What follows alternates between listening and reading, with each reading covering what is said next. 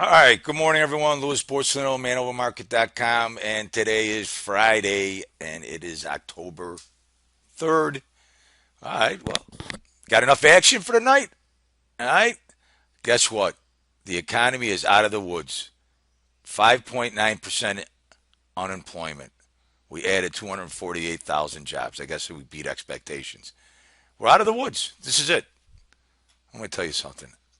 When I first started trading, the interest rates were 18%, and the real estate market was better than it is now.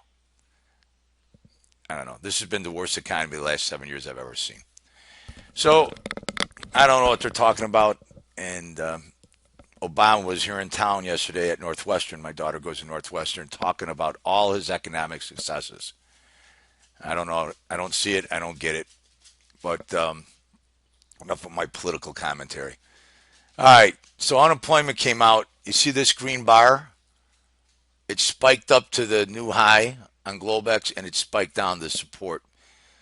Well, let's talk about the support. This is a double top. This is that 1945.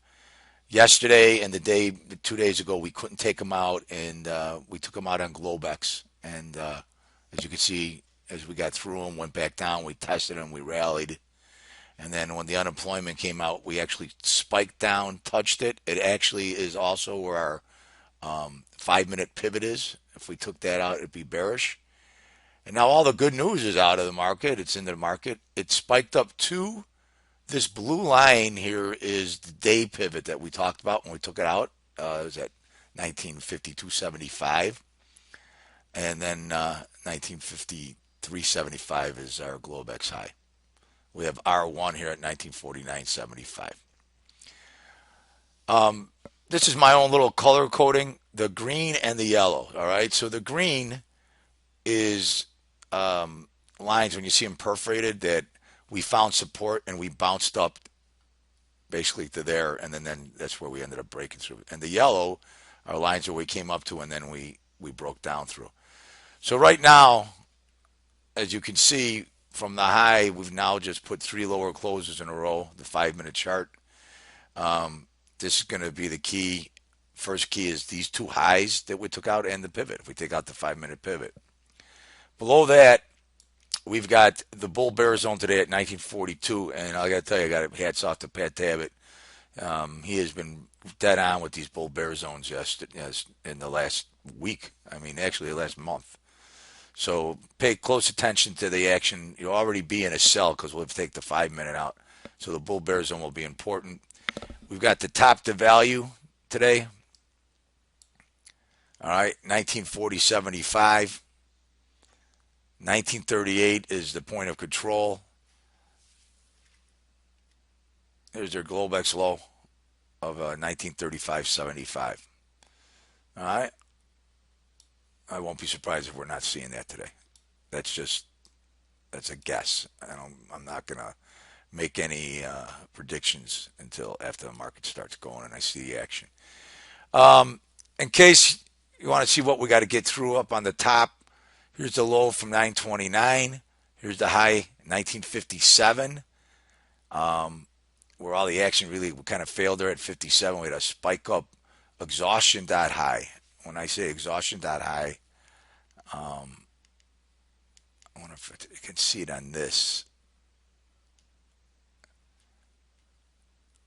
right here. You see this?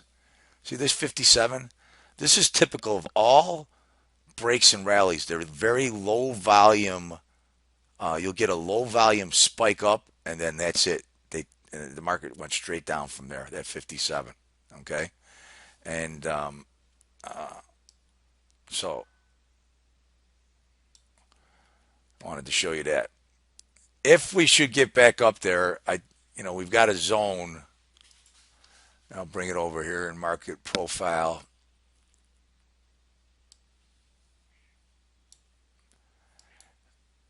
All right. You see this B right here? These B's, all these single B's up to here, 57 to 62. All right.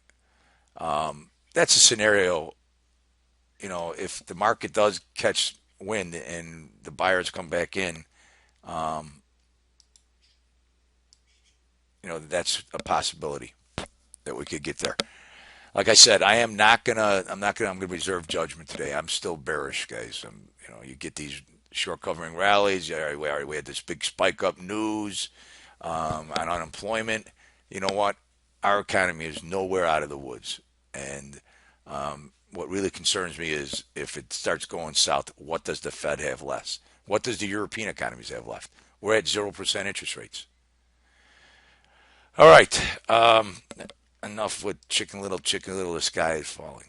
So the other thing is, yesterday on that rally, we never went positive delta. We were like negative 30,000, and then yesterday on the close, so we sold off from 45 back down to 35, and then that's where we've been. We hung out all night.